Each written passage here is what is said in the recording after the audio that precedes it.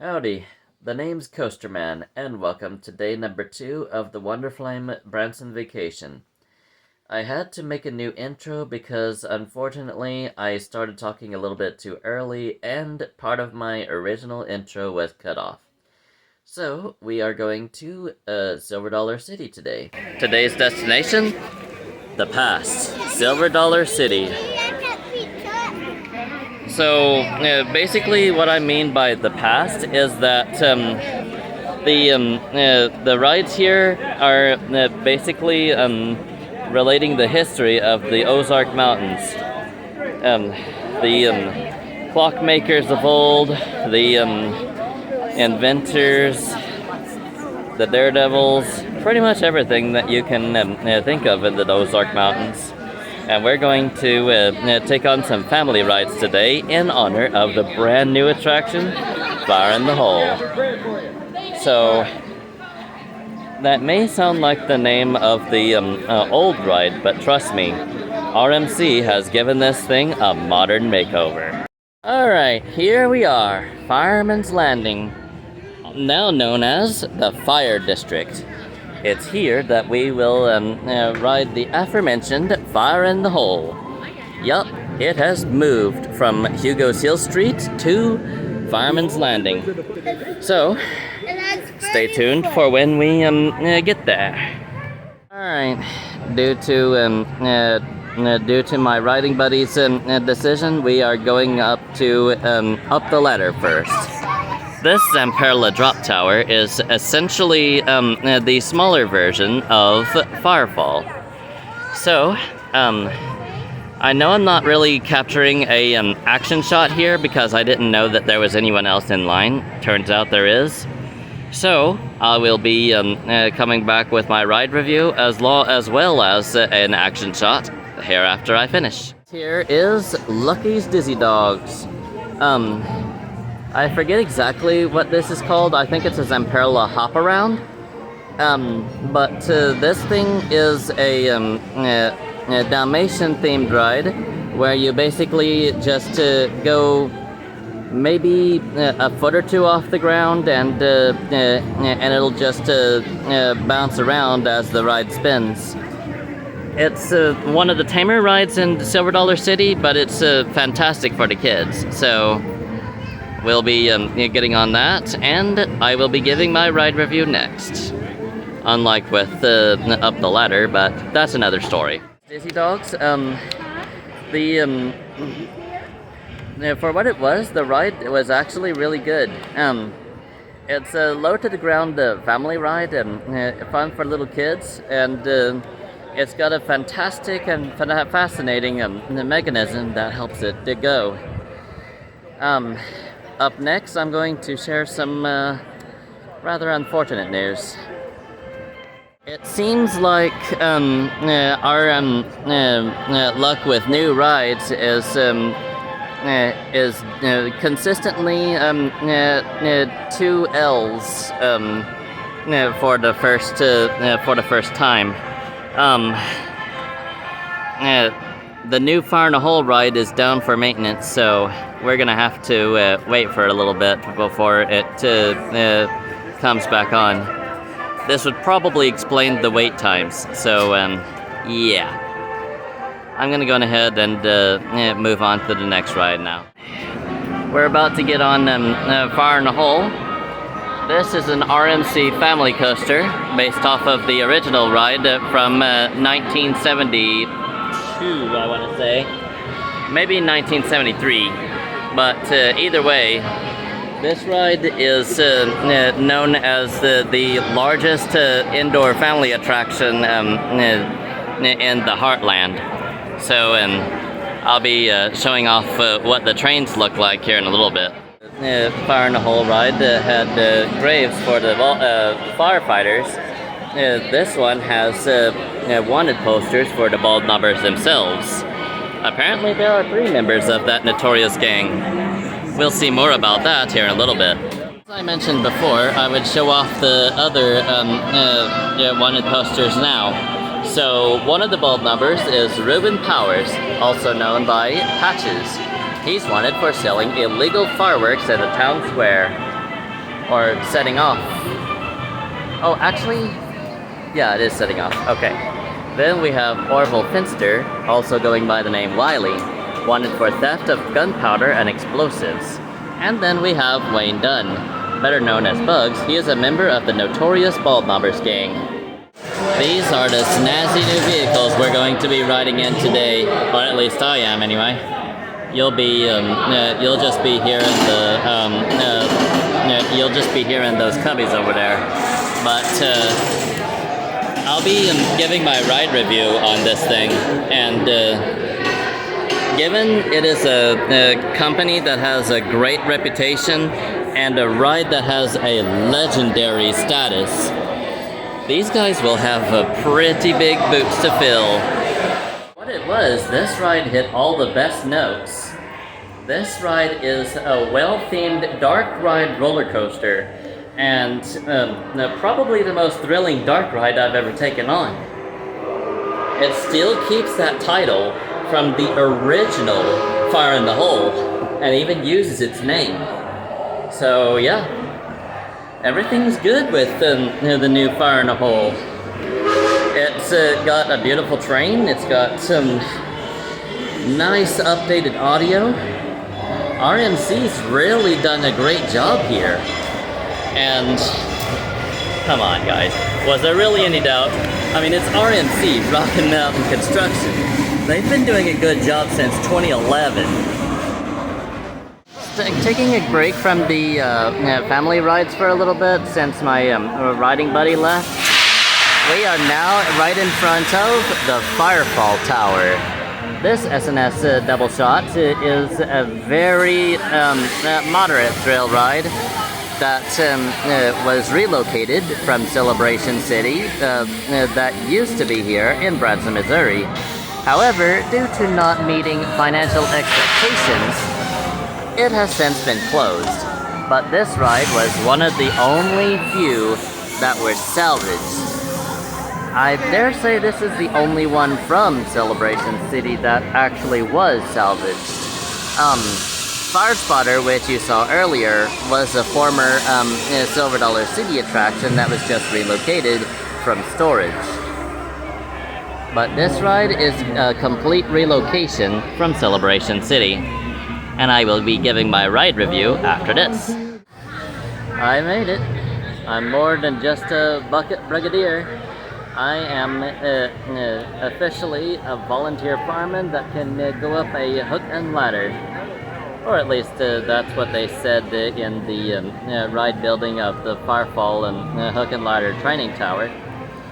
So this ride, as I said before, used to be the accelerator at Celebration City before that closed down. And it still maintains that charm, although in recent years it has been updated to feature an additional restraint. So these guys clearly care about safety. And when you have a ride that's as notable as a drop tower, that really matters when it comes to ride safety in general. I have never been stopped at this particular crossing before. That's crazy. That's the Frisco Silver Dollar line, guys.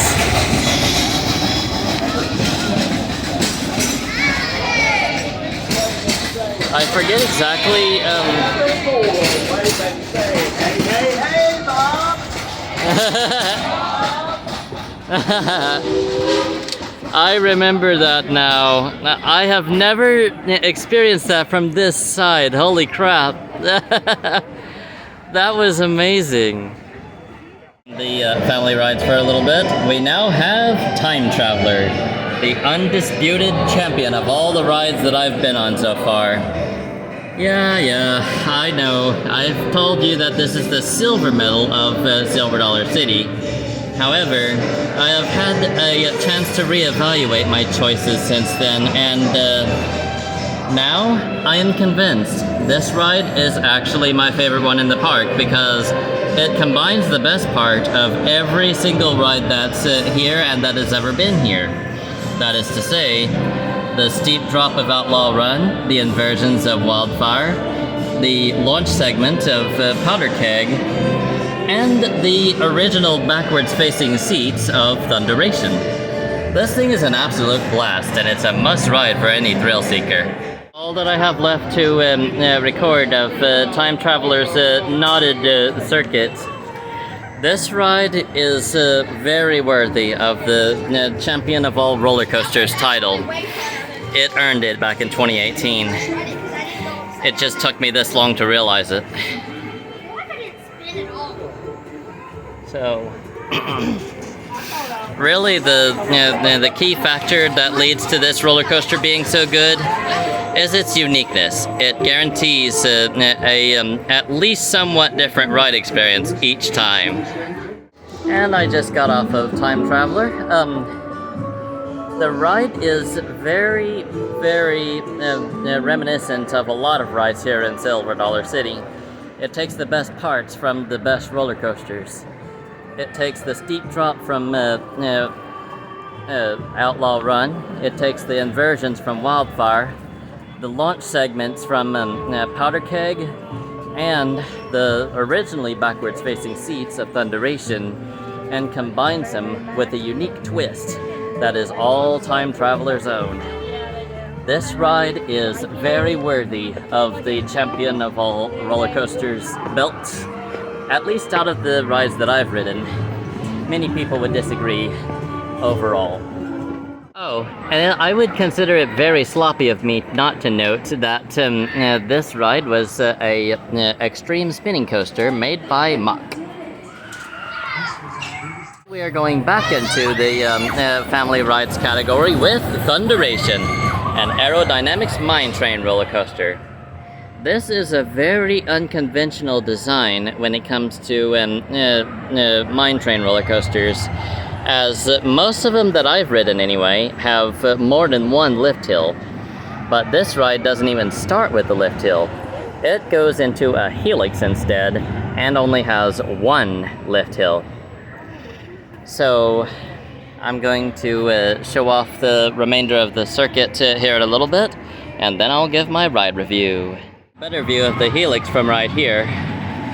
Very soon after that helix goes into the tunnel, which it just did, the roller coaster will pop up right there past those trees. But first, it has to go through a section in the deep woods over there. I don't know exactly how much of that you can see, but oh, there it is. Did you see that bit of red just then? If you were paying attention, that's the train. Alright, but here in a little bit, you're gonna catch an even better view. Right there. The red train is climbing the lift hill, and it's about to drop down from an 80-foot lift. This thing is pretty cool for a family mine train roller coaster. Even with one lift hill, it makes the most of its circuit, and I really couldn't see much of a better contender for the first roller coaster I ever rode here at Silver Dollar City. Another bona fide classic down for the count. Thunderation really earns a very nostalgic part on my to-do list here. It's really, really, really old, but it's still a classic. It's fun, and that's really all I can ask out of a family coaster. Now we have the Flooded Mine. This is the only in-house roller coaster / ride left in Silver Dollar City, and it is a shooting dark ride. So yeah, this is a shooting dark ride that is not made by Salicor, and it's definitely got an interesting targeting system. It's also that water section right there that doesn't really give you wet, but oh well. This ride is oodles of fun and very unique for its time. I believe it was built in 1972. The scoring system wasn't particularly lenient with me like that was during my birth week Branson vacation, as I only managed to get to 5,000 points. And during the birth week, I got, I think 1.8 million? I don't know. I think the guns are 6 figures on the scoreboard. So, yeah. Even though that doesn't change the fact that that was a really fun time. Shooting dark rides are generally fun because not only are they a ride, but they also add a competitive element to it, you might say. The one with the highest score wins out of your family. Just don't go overboard with the competitive stuff, alright? Nobody wants a family feud. This is Hugo and Mary's Carousel. This merry-go-round, I don't know the manufacturer that made it, but as I said in the track, the name of the manufacturer doesn't always matter, just as long as the ride itself is good. Anyway, how bad can a classic carousel be? You know? Like, show of hands, who doesn't like a carousel? I'll be giving my ride review very shortly. Alrighty, I just got off of Hugo and Mary's carousel. There are many manufacturers of carousels. Denzel, Chance, even the Philadelphia Toboggan Company have made a few. It wouldn't even be surprising if this was made in-house. I mean, think about it. If they can make something as complex as a shooting dark ride or an indoor roller coaster with animatronics, they can definitely whip up a merry-go-round or two. This here is Wildfire, a B&M standard sit-down roller coaster, and my favorite standard roller coaster in Silver Dollar City. It loses out the title of favorite ride overall to Time Traveler ever since I reevaluated exactly what I like about roller coasters.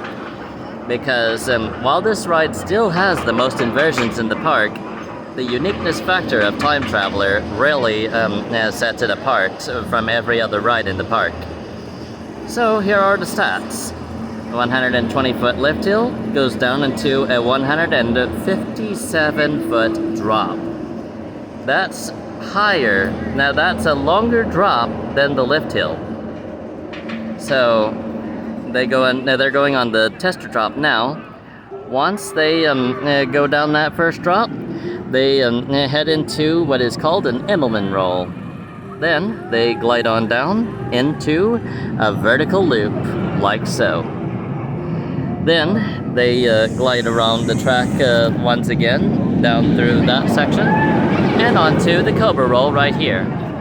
After that, they get their pictures taken before going right into that corkscrew in the distance.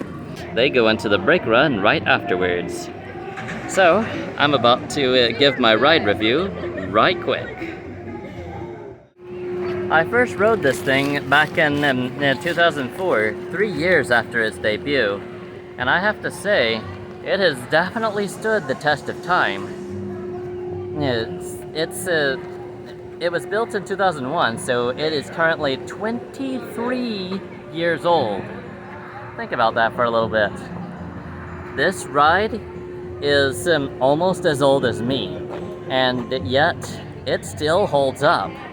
It has very few maintenance issues, and that's why I like it so much, on top of all of the inversions and how smooth the ride is. Its reliability is out of this world for a 23-year-old roller coaster, and I really couldn't think of a more worthy title holder for my favorite standard roller coaster in the park. Next in line, we have Powder Keg. This ride sends you from 0 to 50 some miles an hour in the shortest time in the park.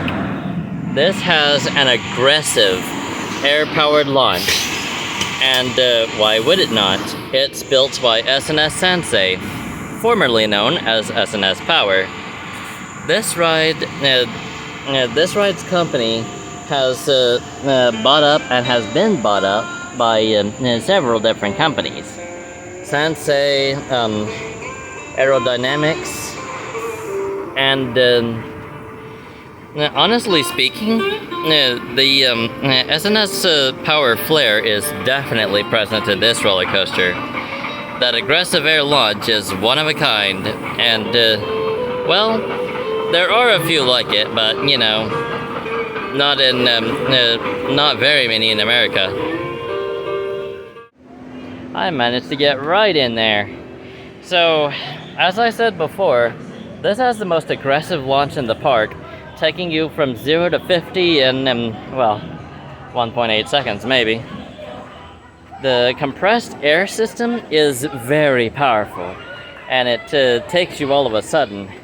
So, it's very easy to take your breath away, and if it's fast enough, well, I'll let you do the math if you raise your hands and or don't keep your head against the headrest prior to the launch.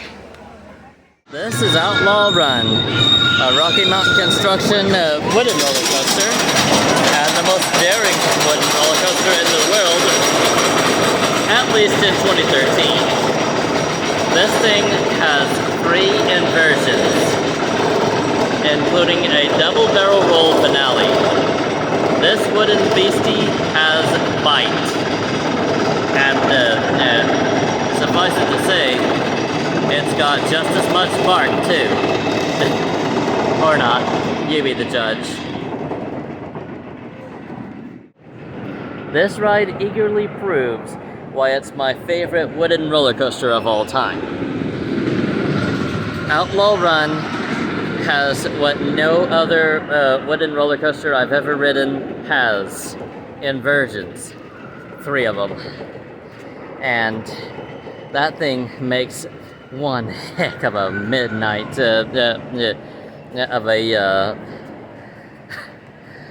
absolutely incredible night ride. There are no lights in the later portions of the ride. You take on every single inversion almost in complete darkness. You do not see the next element coming. And that's why it's my favorite night ride here in Silver Dollar City. Here's another view of the final barrel rolls of Outlaw Run. There are 2 of them in a row, and that is the finale of the ride. I could not think of any better finale than that. Alright, that's the end of day 1 of Silver Dollar City. If everything goes well, I believe the next destination will be Wonderworks. So, stay tuned for that. Thank you for watching. I hope you enjoyed, and I will see you all next time. Until then, see you later.